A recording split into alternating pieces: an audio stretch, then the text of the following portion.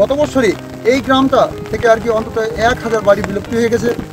কিছু বাড়ি ছিল তাদের কান্নার রোল বিজেপি পাশে যেহেতু হয়ে গেছে, তাই ওনারা শুনেছেন তাদের আর্তনাদ আহাজারি দেখে এখান থেকে বাড়ি নিয়ে কোথায় যাবে দিশেহারা ফুটপাতে গর্তে যেখানে সেখানে আর কি বাড়িঘর টিন খুলে রেখে দিয়েছে, দিয়ে তারা কোথায় গেছে অনেকেই বলতেই পারছি না আমরা।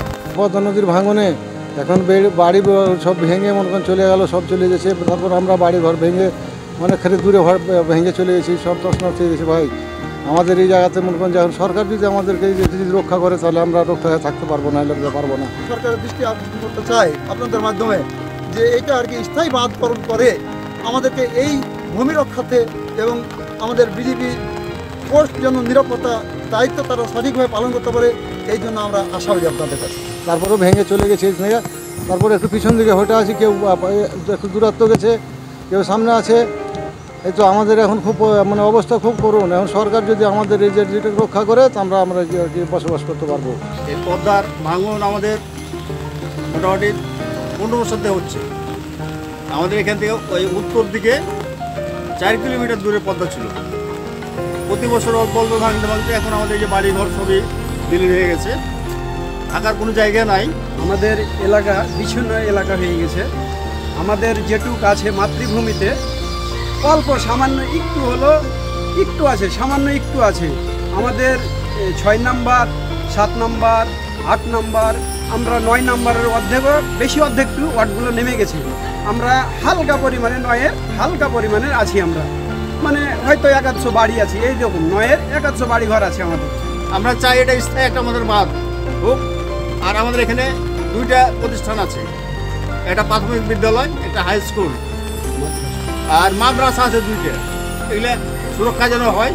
আমি এই বর্তমান সরকার বা যারা দায়িত্বে আছে এদের কাছে চাই আমাদের একটা বাঁধ স্থায়ী হোক। All Time Roma. Taste it, love it. আমাদের জমিগুলো বিলীন হয়ে চলে গেছে। আমাদের মানে আর গরু বাছুর ছাগল এইগুলো আমাদের রাখার কোনো জায়গাই নাই। আমরা কি মানচিত্র থেকে বাংলাদেশের মানচিত্র থেকে উঠে যাব না উড়ে যাব বলে আমরা চাই স্থায়ী বাঁধ। আর আমাদের সরকার যেন আমাদেরকে দেখুক সুদৃষ্টিতে। আমাদের স্কুলটা নদী থেকে 100 গজ দূরে, তাই আমরা এই নদীর জন্য অনেক ঘুরছি। তার জন্য আমরা মুক্তি চাই, আর আমাদের স্কুল রক্ষা চাই, আমাদের বাড়িও রক্ষা চাই। আমরা মানে বাড়ি ভেঙে খুবই অস্থির আছি।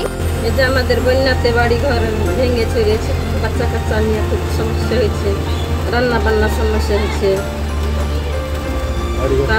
বাড়ি ঘর যেভাবে সহযোগিতা করতে পারবেন সহযোগিতা করে দিবেন। রাস্তা ছিল ভেঙে গেল, তারপরে আমাদের এখান থেকে অনেকে বাড়ি ভেঙে চলে গেল, আবার নদীর ওপার থেকে কেটে সব চলে যাচ্ছে। তার জন্য আমরা মানে খুবই অস্থির আছি। আমাদের স্কুলটাও অতটাই হয় না। এই এলাকার লোকের দুর্ভোগ অত্যন্ত দুর্ভোগ, এবং কি আর বলবো, মুখের ভাষায় প্রকাশ করা যাচ্ছে না। এই এলাকার লোকগুলো কোথায় যে গেল, কে যে কোথায় যাচ্ছে, মানে একটা আতঙ্কের মধ্যে এই এলাকার লোকজন আছে। বিগত 12-14-15 বছর যাবৎ নদীর ভাঙনটা শুরু হয়, তখন এত এলাকার জনপ্রতিনিধি এবং প্রশাসনের কেউ এটা কর্ণপাত করেনি। এহেন অবস্থায় হাজার হাজার জমি, ফসলি জমি নদীগর্ভে বিলীন হয়ে যায়, বাড়িঘর বিলীন হয়ে যায়। অত্র এলাকার গরিব শ্রেণীর লোক, তাদের মেন উৎস হচ্ছে কৃষি পণ্য উৎপাদন করা।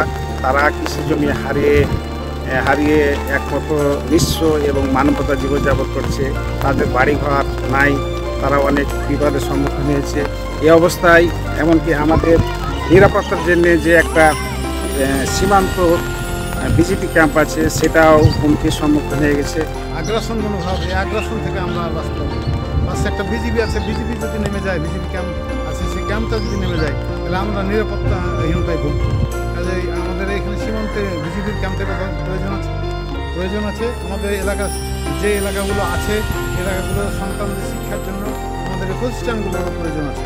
কাজে আমরা চাই আমাদের যা ভেঙে গেছে আর বাকি যেগুলো আছে সেগুলো রক্ষার জন্য আমি উপরের মহোদয়দের দৃষ্টি আকর্ষণ করছি, আমাদের জন্য একটা স্থায়ী ব্যবস্থা করে দেয়। জিও ব্যাগ ফেলা হচ্ছে বর্তমানে, এখন এই জিও ব্যাগ হয়তো স্থায়ী ব্যবস্থা নয়, তবে ক্ষণিকের জন্য হয়তো নিরাপত্তা দিচ্ছে।